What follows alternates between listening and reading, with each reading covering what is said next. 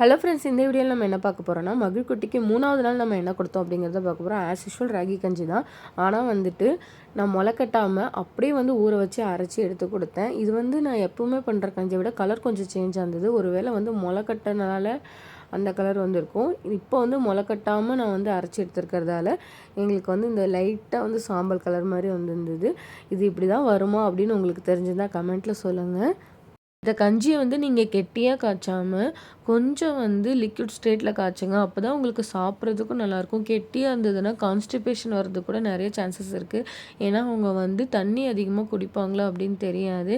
நான் 6th மந்த்லேயே start பண்ணதால் இந்த மாதிரி லிக்விட் ஸ்டேட்டில் தான் கொடுத்துட்ருக்கேன். அவங்களுக்கு சாப்பிட்றதுக்கு அப்போ தான் எந்த பிரச்சனையும் இருக்காது.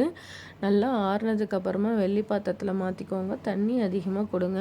2 வாய் சாப்பாடு சாப்பிட்டாங்கன்னா 1 வாய் தண்ணி கொடுங்க. அதுக்கப்புறம் நாங்கள் நேற்று டம்ளரில் ஜூஸ் கொடுத்துருந்தப்போ குடித்தாங்க. ஆனால் இன்றைக்கி குடிக்கல. அதனால தான் ஃபீடிங் பாட்டிலில் ஊற்றுறோம்.